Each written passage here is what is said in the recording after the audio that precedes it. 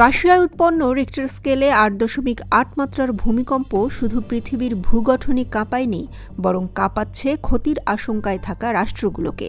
এটাই স্বাভাবিক, কারণ ৮.৮ মাত্রার ভূমিকম্প মোটেও সাধারণ কিছু নয়, ভয়াবহ ব্যাপার। কোনো গণমাধ্যম এভাবে প্রতিবেদন তৈরি করেছে, এই যে শক্তিশালী ভূকম্পন হয়ে গেল, এর শক্তি জাপানের হিরোশিমায় ফেলা ১৪,৩০০টি আণবিক বোমার সমান, মতান্তরে ৯,০০০। সেটাও কি কম?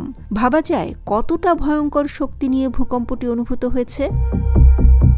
গবেষণায় দেখা গেছে, লিটল বয় নামে হিরোশিমায় ফেলা আণবিক বোমার শক্তি ১৫ কিলোটন টিএনটি বোমার সমান, আর ৮.৮ মাত্রার ভূমিকম্পের শক্তি প্রায় ৬৩ লাখ টন টিএনটি বোমার সমান, যেটি হিসেব করলে ১০,০০০ থেকে ১৪,০০০ লিটল বয়ের সমান।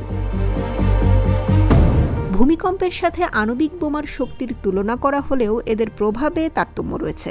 আণবিক বোমা বিস্ফোরিত হলে যে শক্তি নির্গত হয় তা ১ থেকে ২ কিলোমিটার পর্যন্ত ব্যাসার্ধে ছড়ায়, আর তা ছড়ায় বাতাস, তাপ এবং তেজস্ক্রিয়তার মাধ্যমে।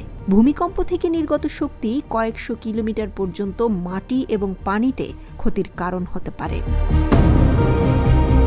আর আণবিক বোমা তাৎক্ষণিকভাবেই বিস্ফোরিত হয়, এর প্রভাব কয়েক বছর পর্যন্ত স্থায়ী হয়। ভূমিকম্পের শক্তি নির্গত হতে সময় লাগে কয়েক সেকেন্ড থেকে কয়েক মিনিট, এবং এটি ভূমিধস, ভূমি তরলীকরণের মতো প্রভাব ফেলে। আণবিক বোমা বিস্ফোরিত হলে অগ্নিকাণ্ড হয়, আরও নানা রকমের বিস্ফোরণ ঘটে, তেজস্ক্রিয়তা ছড়ায়। ভূমিকম্পের ফলে ভূপৃষ্ঠে ফাটল ধরে, ভবন ধসে পড়ে, কাঠামোগত ক্ষয়ক্ষতি হয়।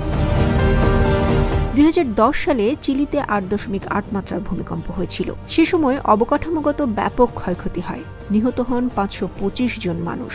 সেই ভূমিকম্পের শক্তি ছিল হিরোশিমায় ফেলা লিটল বয়ের প্রায় ১০,০০০টির সমান।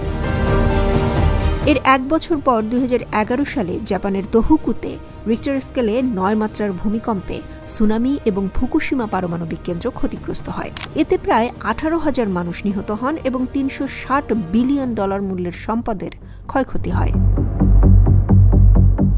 ২০০৪ সালে ভারত মহাসাগরে উৎপন্ন ৯.১ থেকে ৯.৩ মাত্রার ভূকম্পন থেকে সৃষ্ট সুনামিতে ভারত, ইন্দোনেশিয়া এবং শ্রীলঙ্কার ২,৩০,০০০ মানুষ নিহত হন। ২০০১ সালে ভারতের ভুজ এলাকায় উৎপন্ন ৭.৭ মাত্রার ভূমিকম্পে প্রায় ২০,০০০ মানুষের প্রাণহানি ঘটে।